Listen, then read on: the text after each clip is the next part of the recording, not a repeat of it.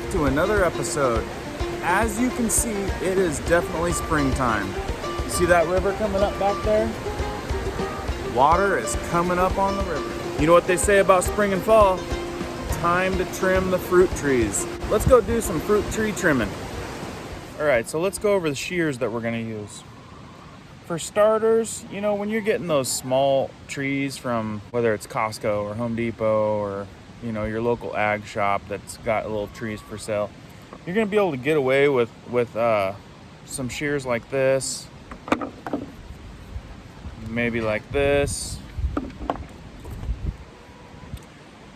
pair like this, some Fiskars. You can pick those up at Home Depot. Those are all great starter shears.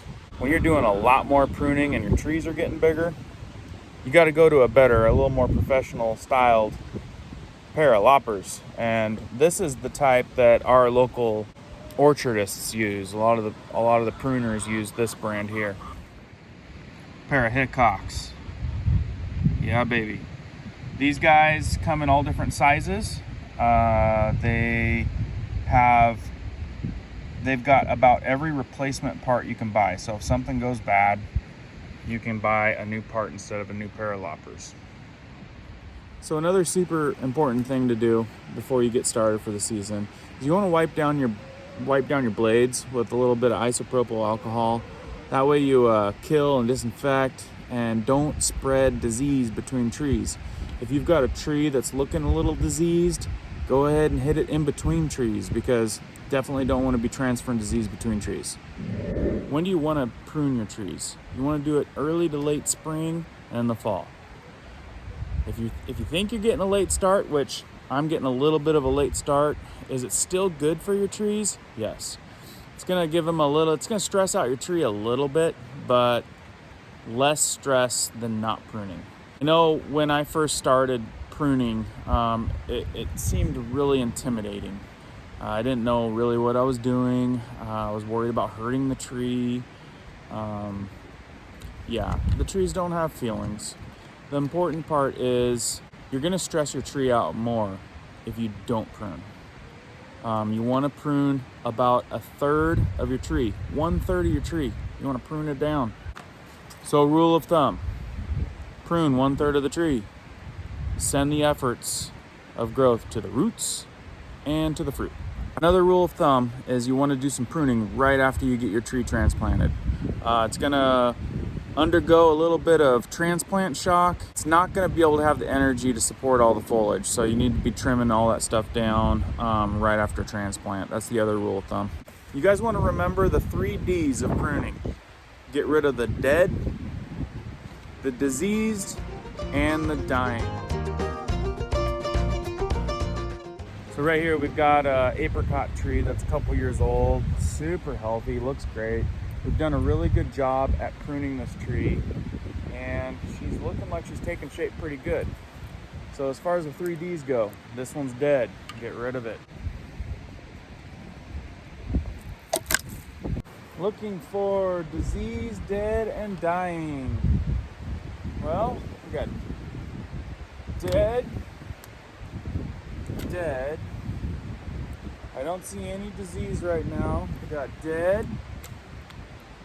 I don't see anything dying, and I don't see any sign of disease yet. So the other acronym that we're going to use for pruning is CAC. That's crossing, acute, and clustering. We want to get rid of those. This tree right here, it didn't put on a lot of growth last year, so it's still looking pretty good, really well spaced out. Did not need much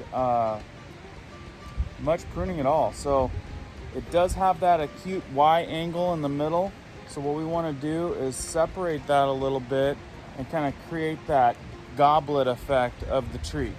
All right, so right here, we've got that acute angle, but we've got kind of this little trifecta of the tree going really well. So we don't want to get rid of one, we just need to separate this. So in this situation, this one's already kind of coming out really well. So we're gonna just grab a piece of little cedar or a stick, and we're gonna go ahead and separate that to where we like, mark it, notch it, and let's fix this up.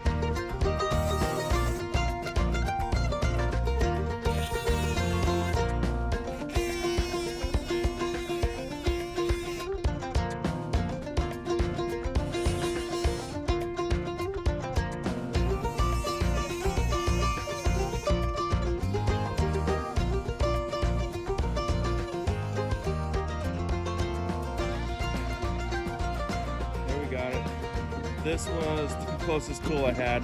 I knew I could get it done without taking out the other equipment out of the barn, so that's all we need. So we measured down here, so we're just gonna carefully separate that, just like so. There we go, we got kind of that opening effect, that goblet shape to the tree. This guy will probably weight down. Another rule of thumb on pruning is anything growing inward you want to remove. So anything coming in, we want that sunlight to come down through the center of the tree. So go ahead and open up the inside of the tree, just like so. We want that tree to grow out. We'll leave that one this year.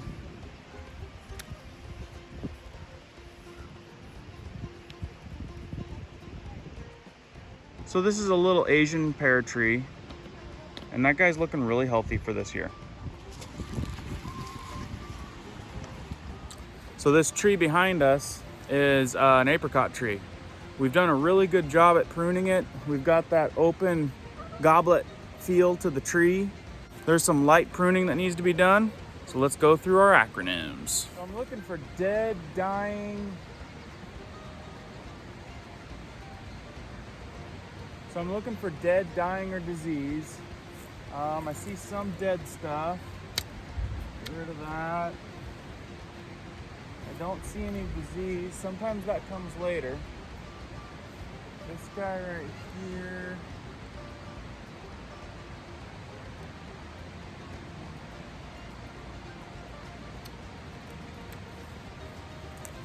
Now for CAC, clusters, acute, and crossing. Got a lot of crossing. This one's crossing. Any stickers, any shoots going straight up in the middle, we gotta get rid of them. Right here we got some crossing, so let's see, how do we want to do that? We like lateral growth. This guy's going straight up, so let's go ahead and nip him right here and see what happens there. It's often nerve-wracking to cut too much of your tree.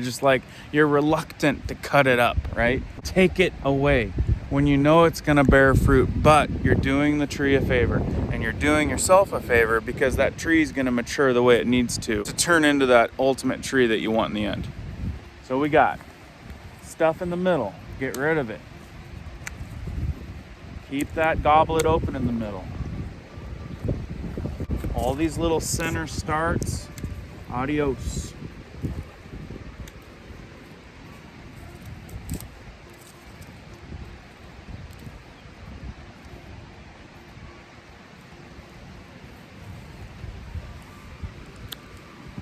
And all those shoots going straight up into the sky up there, gotta trim them too.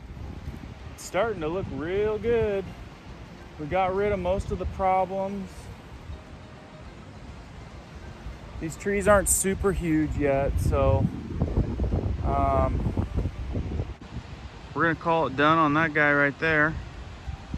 We got an acute one coming up right there, but I think after this year, we'll get him to come out and kind of create more of that goblet feel. But our trees aren't super huge yet. I don't want it to get too much taller than that. We're gonna call it done on that apricot tree. Here's a cute little pear tree. Now this tree right here, it really struggled last year. It did not put on any growth. So it looks pretty sparse.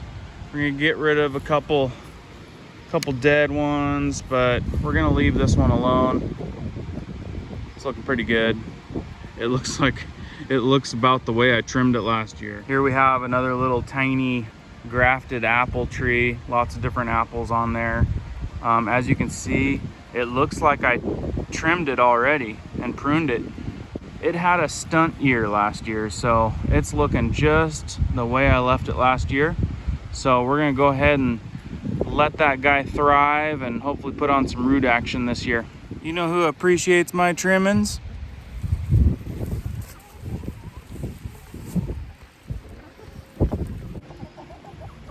Chickens are digging my trimmings. So now this guy right here, he's gonna need a serious haircut. We've got dead. Dead. Dead, dead. This one's coming up in the center. Adios. Don't like that one. That one. This one also underwent some serious disease last year. Really don't like this guy because he's coming up right in the middle, but the wife thought this one was doing really good this year, so I don't want to get rid of too much. Might hear it from her. Inward growing. Call that inward growing. Inward growing. Trim, trim, trim. Almost crossing. The other thing, we haven't. Hi, Ben. Good job. The other thing I haven't got to show you guys is disease. If you've got a little bit of disease or dying at the end of a branch, cut it. Go 3 nodes down to make sure that you're past all of the dying or possible disease. So normally I'd take this one out because it's wanting to grow up the center. But what I think after this year is I'm gonna try to train this one that way, and or vice versa, open this up that way.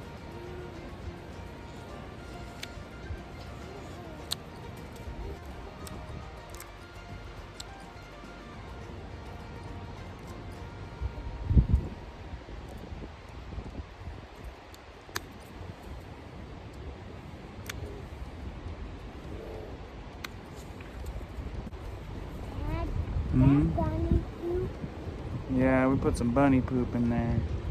Rabbit manure down there around the tree. Yeah. The tree likes that.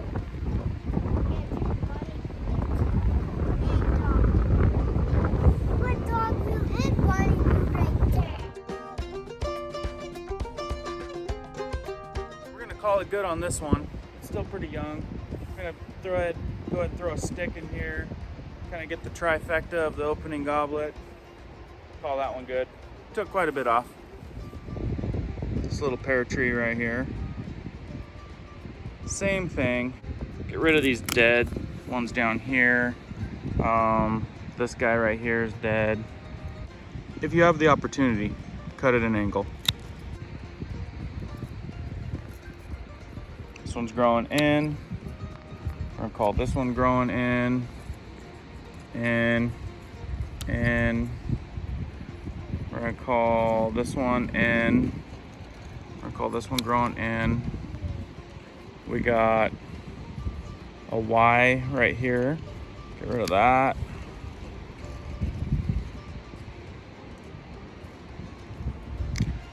This Y right here, we're gonna go ahead and chop it right there.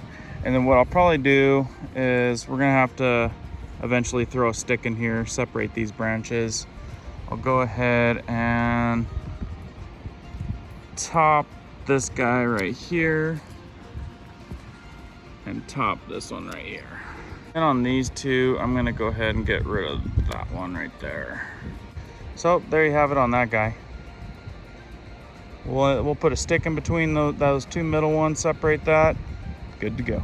On this little apple tree right here, still pretty small. It's only about 4 foot tall. It's a grafted one. We got a few different kinds on there. Just looking at it real quick, what do we need to do? We got an acute branch right here. I think this one looks more mature, so I'm probably gonna clip this guy and open her up like that. We have another acute branch right here. Probably gonna have to take that one out. So this is how this guy's looking now that we trimmed her up. Still real young. Got rid of quite a bit. Got the cleanup crew. Got the cleanup crew doing some serious cleanup. Just cut it? Mm-hmm. Okay. Like that? Yeah. Okay. See, so right here, I mean, I just took a cut branch with a Y in it, split that end, And it's working as a little brace to keep that separated, kind of train the tree apart. So guys, I hope this helps. I just know, personally speaking, that when I first got started, you get intimidated so easy and you don't know what to cut. You don't know what not to cut. And then you end up just not cutting, which then is a problem in itself. So I hope you guys like these tips. I gave you the basic staples on pruning a fruit tree. So go ahead and write down these tips, save the video, send it to friends that might benefit from some fruit tree buying tips. Maybe your buddy told you, hey, I went over to Costco and picked up all these fruit trees. They're gonna need to know how to prune those trees. Recap, the 3 Ds: disease, dying, or dead. Get rid of it.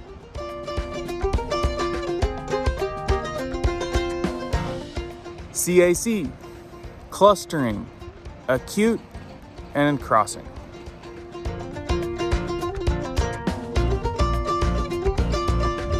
Other rules of thumbs: prune in early to late spring and fall. You want your tree to look like a goblet, a martini glass. Open, let the sun come down inside. Cut stuff that's growing inside, towards the middle. If you need some sticks to separate those branches to create that big opening, cut some sticks. Sanitize your shears with alcohol. Try to prune 1/3 of your tree. You want to prune that tree to send that energy to the fruit and to the roots. You buy that little fruit tree and you bring it home and you transplant it into the ground, prune it right away. Get rid of low-hanging branches. Promote lateral growth. If you've got an issue spot, a disease spot, something that killed a branch that you don't know, cut it off, then go 3 nodes down and trim it again just to make sure you isolated that problem. Lastly, go trim your trees. Don't be anxious, don't be scared. Don't be silly. Yeah, don't be silly. Don't be intimidated. Just get out there, trim your trees, and I'll keep tips coming.